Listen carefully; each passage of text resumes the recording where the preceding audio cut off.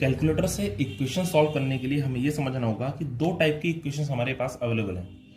दो टाइप की इक्वेशन, पहली तो हमारा है डिग्री के अकॉर्डिंग आती है, ये डिग्री के बेसिस पर, और एक हमारी रहती है अननोन के बेसिस पे।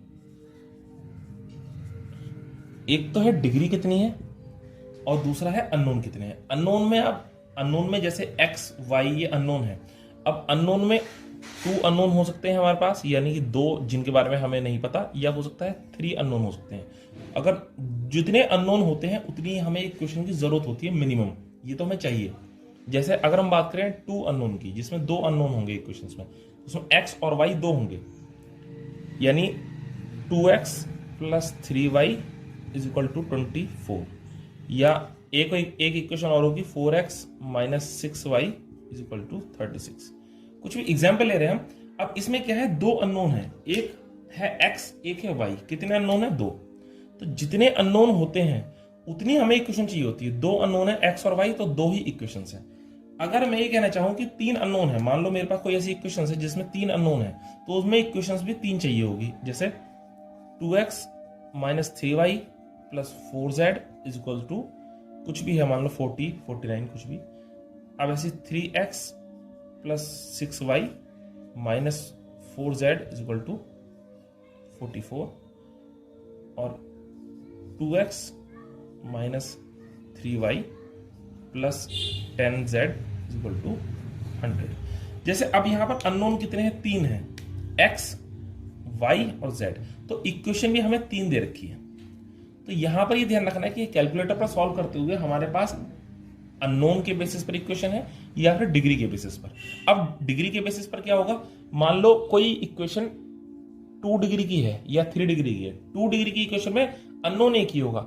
अब डिग्री 2 है, यानी x की पावर 2 होंगी, x square minus 3x is equal to 40, या ये हो, या हो सकता है 3 डिग्री में हो इक्वेशन, जैसे x cube minus 3x square plus 40x minus 40 is equal to 0। इस तरीके से हो सकता है। मतलब कुछ भी, अगर डिग्री के बेसिस पर यह है इक्वेशन, तो हमें कैलकुलेटर में सॉल्व करने के लिए यह देखना होगा डिग्री के बेसिस पर है या फिर अननोन के बेसिस पर है। आज हम इसमें दोनों ही टाइप की इक्वेशन को सॉल्व करना सीखेंगे। डिग्री के बेसिस पर कैलकुलेटर से हम कैसे सॉल्व करते हैं, और अननोन के बेसिस पर अगर इक्वेशंस होती हैं तो उसको हम कैसे सॉल्व करते हैं। देखिए, जैसे ये हमें एक इक्वेशन दे रखी है जिसकी डिग्री 2 है, जैसे x square plus 6x is equal to 40। ये हमें एग्जाम्पल के लिए ली है एक इक्वेशन। इसको सॉल्व करने के लिए अब हमें सबसे पहले इसकी जो बेसिक स्ट्रक्चर है या बेसिक फॉर्म है इक्वेशन की, उसमें लाना होगा। बेसिक फॉर्म ये होती है कि ये इज इक्वल टू जो लगा होता है बराबर का निशान, इसके राइट साइड में 0 होना चाहिए हमेशा। तो हम 40 को इधर ले आएंगे, इक्वेशन हमारी बन जाएगी ये x square plus 6x minus 40 is equal to 0। ये इसकी है बेसिक फॉर्म। और अगर हम इसको कंपेयर करेंगे इससे, ax square plus bx plus c is equal to 0। हम अब ये है बेसिक फॉर्म इक्वेशन की, हमें इस फॉर्म में इसको लेकर आना होगा। राइट हैंड साइड में हमेशा 0 के जो राइट हैंड साइड में होगा वो 0 आएगा हमेशा, यानी इक्वल के जो राइट हैंड साइड में होगा वो हमेशा 0 ही आएगा। अब यहां से अगर हम कंपेयर करें तो हमें वैल्यू हमारे पास आती है, a की वैल्यू है 1। इस इक्वेशन में अगर हम कंपेयर कर रहे हैं तो a की वैल्यू है 1, b की वैल्यू है 6, और जो c है, c की वैल्यू 40 नहीं है, c की वैल्यू है माइनस 40। यहां पर हमें ध्यान रखना है माइनस और प्लस का। जैसे अगर इस इक्वेशन में ये जो 6x लिखा है, इस 6x ना होकर माइनस 6x होता, तो यहां भी माइनस होता, तो हम b की वैल्यू 6 ना लिख करके माइनस 6 लिखते। इस छोटी सी बात का ध्यान रखना है हमें। अब हम इसी सेम चीज को सॉल्व करेंगे कैलकुलेटर में, कि अब कैलकुलेटर में किस तरीके से ये सॉल्व होगा। कैलकुलेटर में सबसे पहले जो हमारी इक्वेशंस दे रखी होंगी, इसमें जो कैलकुलेटर 82 ms का आता है, जैसे ये वाला जो कैलकुलेटर जिससे अभी हम वीडियो में इस्तेमाल कर रहे हैं, ये 991 ms का है, 991 ms का है। जो कैलकुलेटर 82 ms, जो 82 ms जो कि असल में अलाउड होता है इंजीनियरिंग में, उसमें इक्वेशन का ऑप्शन नहीं होता है। अगर आप 82 ms से ऊपर के कैलकुलेटर पर जाएंगे, जैसे कि 100 ms आता है, या फिर 150 ms आता है, या फिर ये 991 ms है, तो इसमें आपको इक्वेशंस का ऑप्शन है। इसमें कैलकुलेटर को ऑन करेंगे, कैलकुलेटर ऑन करने के बाद जो ऑन के लेफ्ट साइड में ये बटन दे रखा है, जो ऑन बटन है, ऑन के लेफ्ट साइड में जो हमको ये बटन दे रखा है मोड का, इस पर हम क्लिक करेंगे। और मोड पर क्लिक करने के बाद ये हमारा कॉम्प्लेक्स के ऑप्शंस आ गए, ये हमारे एसडी के। और इसके बाद ये तीसरा जो ऑप्शन आएगा जिसमें है इक्वेशन, मैट्रिक्स और वेक्टर्स के नाम से, इसमें हम इक्वेशंस के ऑप्शन में जाएंगे। इक्वेशन है 1 पर, तो हम 1 को करेंगे क्लिक। 1 को क्लिक करने के बाद यहाँ पर इसने पूछा अननोन्स, कि हम कौन सी इक्वेशन सॉल्व करना चाह रहे हैं, अननोन्स वाली या फिर एक यहाँ पे एरो बना रखा है, इसका मतलब यहाँ पे भी अदर ऑप्शंस हैं, या फिर डिग्री वाली। हम फिलहाल सॉल्व कर रहे हैं डिग्री वाली इक्वेशंस, डिग्री जिसमें एक्स स्क्वायर या एक्स क्यूब में दे रखा होगा। अब इसमें हमें 2 डिग्री तक सॉल्व कर सकते हैं, या तो 2 डिग्री की इक्वेशन हो वो सॉल्व कर सकते हैं, या फिर 3 डिग्री हो उसको सॉल्व कर सकते हैं। हमने अभी जो इक्वेशन ली थी वो थी 2nd डिग्री की, तो हम यहाँ पर 2 पर क्लिक करेंगे। 2 पर क्लिक करने के बाद इसने हमसे पूछा ए की वैल्यू। ए हमारी उस इक्वेशन में था 1, हमने 1 लिखा और यहाँ पे क्लिक किया। अब इसने हमसे पूछा बी की वैल्यू क्या है। बी की वैल्यू थी 6, हमने 6 लिखा, फिर इक्वल पर क्लिक किया। फिर सी की वैल्यू हमारे पास आई थी -40, तो हमने -40 लिखा और फिर दोबारा हमने इक्वल का बटन दबाया।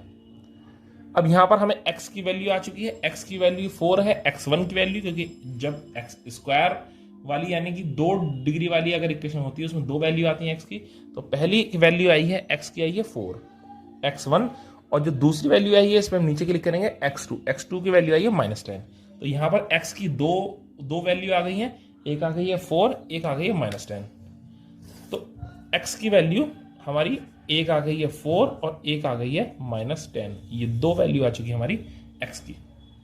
अब एक हमें इस टाइप का भी क्वेश्चन हो सकता है, हमें इस टाइप की कुछ इक्वेशन सॉल्व करनी पड़ जाए जिसमें अननोन 2 हो या 3 हो। फिलहाल हम एग्जांपल लेंगे 3 अननोन का। अब इस 3 अननोन में या इक्वेशन 3 मिलेंगी हमें, 4x + 3y - 2z = 6, ऐसी 9x - 4y + z = 9 and 2x - 3y - 2z = 10। इसको भी हमें बेसिक स्ट्रक्चर में लिखना होगा। बेसिक स्ट्रक्चर कैसा होता है इस वाली इक्वेशन का, कि इक्वल के राइट साइड में हमेशा 0 होना चाहिए। तो इस इक्वेशन को हम लिखेंगे 4x + 3y - 2z - 6 = 0, इस फॉर्म में लिखेंगे।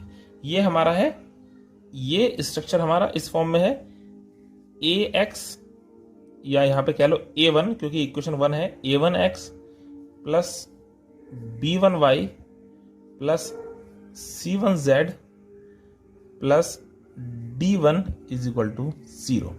ये इसकी फॉर्म है जिसमें a1 है 4, b1 है 3, c1 है -2 और जो d है वो 6 नहीं, वो हो गया -6, क्योंकि 6 इधर आएगा। अब हम इसको किस तरीके से सॉल्व करेंगे कैलकुलेटर में, इसको देखते हैं। बटन पर जाएंगे, यहाँ पे कॉम्प्लेक्स के आगे जाकर इक्वेशन वाले फॉर्म पर आएंगे, इक्वेशन नंबर 1 पर आएगी। अब यहाँ पर अननोन 2 हैं या फिर डिग्री 2 हैं, तो यहाँ पर हमारे अननोन हैं 3, एक अननोन वाली इक्वेशन और इधर आगे डिग्री वाली। हमें चाहिए अननोन वाली इक्वेशन, अननोन वाली में भी अननोन है हमारे 3। अब ये हमसे पूछ रहा है a1 की वैल्यू, जैसे इक्वेशन पे आप देख सकते हैं a1 है 4, हम इक्वल दबा देंगे, और b1 है 3, फिर इक्वल दबाया, फिर हमारा है -2, c1 है -2 और d है -6। अब ये हमसे पूछेगा a2, यानी दूसरी इक्वेशन की वैल्यूज पूछ रहा है, वो है 9 -4 और आगे केवल z दे रखा है, इसका मतलब ये है 1 और d की वैल्यू है -9। अब a3 की वैल्यू हमारे पास है 2,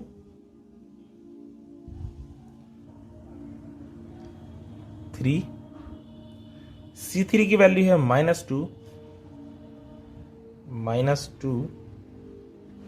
d3 की वैल्यू है -100।